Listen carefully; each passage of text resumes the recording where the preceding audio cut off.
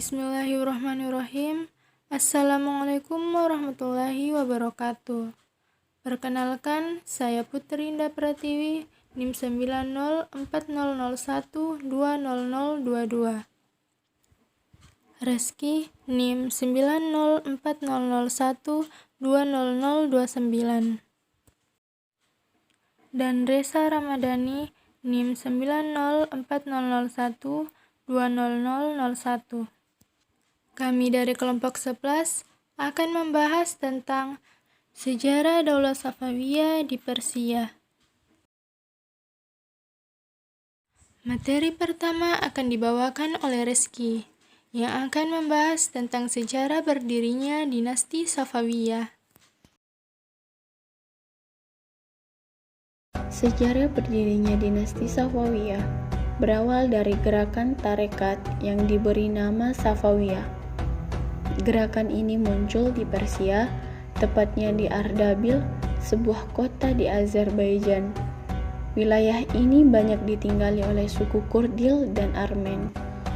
Nama Safawiyah dinisbahkan kepada nama salah seorang guru sufi di Ardabil bernama Syekh Ishaq Safiyuddin atau Safi ad-Din.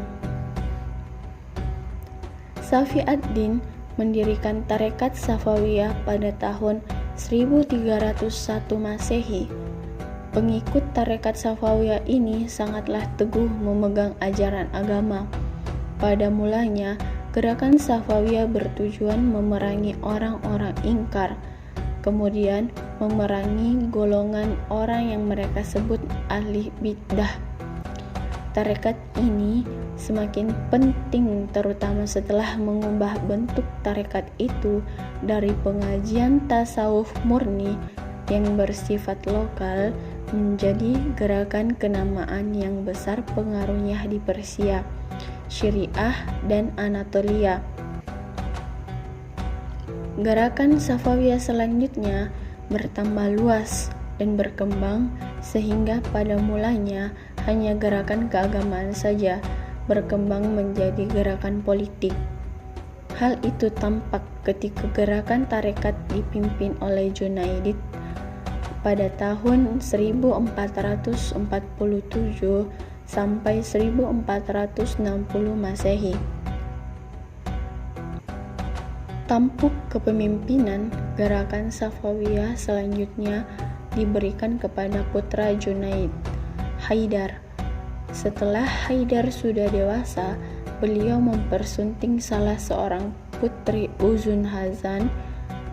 Nah, dari perkawinan tersebut lahirlah Ismail yang kemudian hari menjadi pendiri dinasti Safawi di Persia.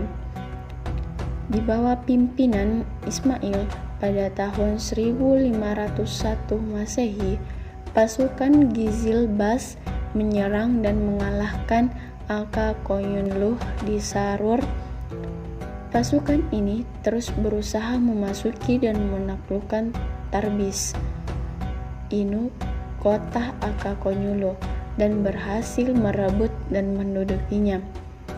Di kota ini, pada tahun 1501 Masehi, Ismail memproklamirkan berdirinya Daulah Safawiyah dan dirinya sebagai raja pertama dengan ibu kotanya Tarbis.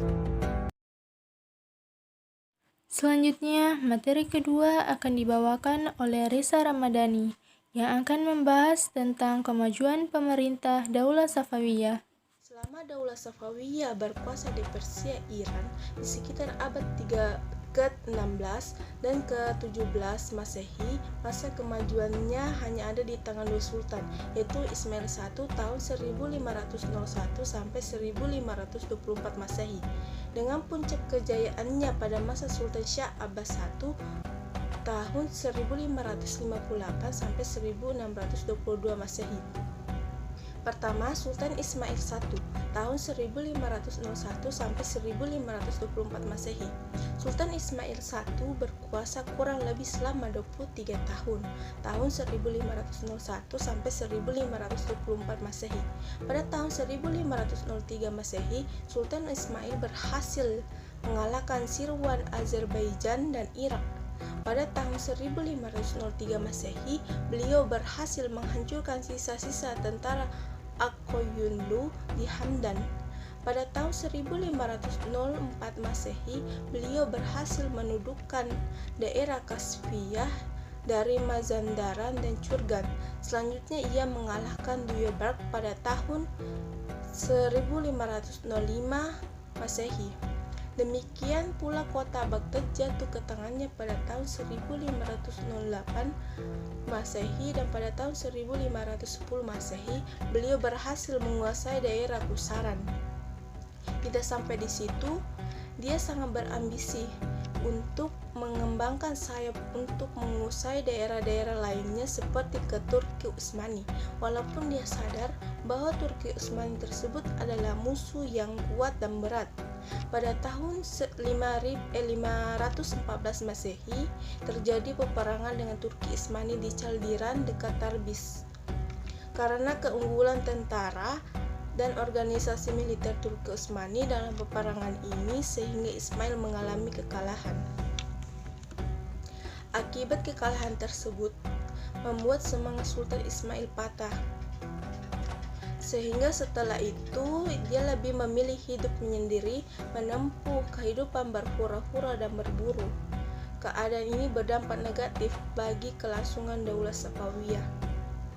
Perkembangan selanjutnya yakni pada masa pemerintahan Tahmab I tahun 1524 sampai 1576 Masehi, Ismail II 1576 sampai 1577 Masehi, Muhammad Kadabanda tahun 1577 sampai 1587 Masehi. Kerajaan Safawiyah mengalami kelemahan diakibatkan sering terjadinya peperangan melawan kerajaan Utsmani. Baru pada masa pemerintahan Raja Abbas I, kerajaan Safawiyah mengalami puncak kejayaannya. Kedua, Sultan Syah Abbas I tahun 1558 sampai 1622 Masehi. Masa kejayaan ini berlangsung dalam masa pemerintah Raja Abbas I. Beliau mengambil langkah-langkah sebagai berikut. 1. Berusaha menghilangkan dominasi pasukan Kibelbasi dan membentuk pasukan budak dari bangsa Armenia, Georgia, dan Sirkasia. Kedua, mengadakan perjanjian damai dengan kerajaan Turki Utsmani dengan jalan menyerahkan wilayah Georgia, Armenia, dan berjanji tidak akan menghina 3 khalifah pertama dalam tiap khutbah Jumat.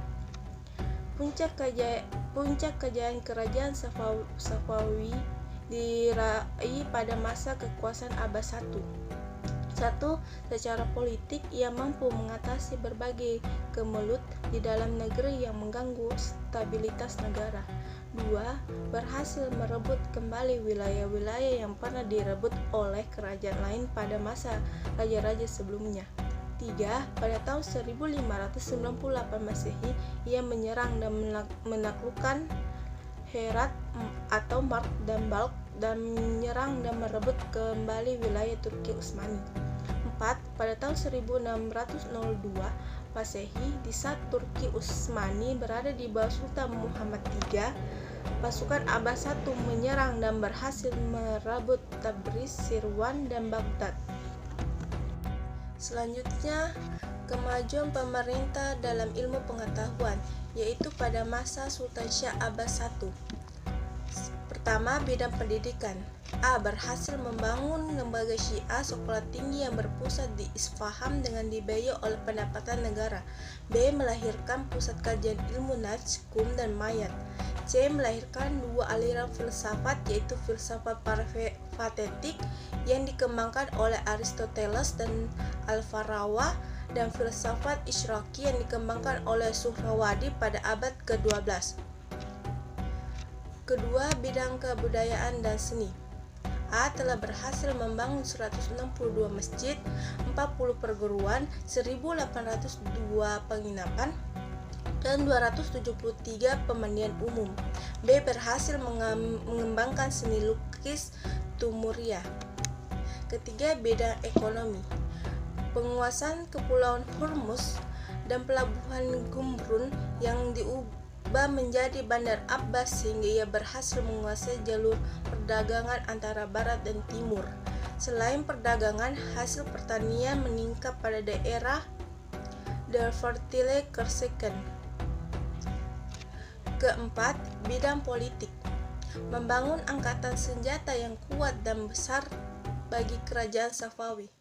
Materi ketiga akan dibawakan oleh saya, Putri Indah Pratiwi, yang akan membahas tentang kemunduran pemerintah dan faktor-faktornya. Pasca pemerintahan Sheikh Abbas I, mulailah mengalami kemunduran. Penyebabnya antara lain, yang pertama, Sheikh Hussein yang memberi kekuasaan yang besar kepada para ulama Sheikh yang sering memaksakan pendapatnya kepada penganut aliran Sunni, sehingga membangkitkan kemarahan penganut Sunni Afghanistan. Yang kedua, ketidakcakapan para penguasanya untuk mengendalikan sistem pemerintahan, seperti Sultan Safi yang pada tahun 1629 sampai 1642 Masehi amat suka minum minuman keras yang mengantarnya pada kematian. Yang ketiga, tidak memiliki kepedulian terhadap problem sosial kemasyarakatan, sehingga posisi ulama rasionalis memainkan peran politiknya. Contoh, peran Syekh Ali Islam Muhammad Badir Majlisi lebih didengar daripada rajanya, Syekh Sulaiman. Keempat, pasukan militer yang dirintis oleh Abbas I terbengkalai dan terpecah menjadi resmen kecil dan lemah. Yang kelima, konflik berkepanjangan dengan Turki Utsmani. Dan yang terakhir, seringnya terjadi konflik intern dalam hal perebutan kekuasaan di kalangan keluarga istana. Itulah tadi presentasi dari kelompok kami tentang sejarah Daulah Safawiyah di Persia. Sekian dan terima kasih. Wassalamualaikum warahmatullahi wabarakatuh.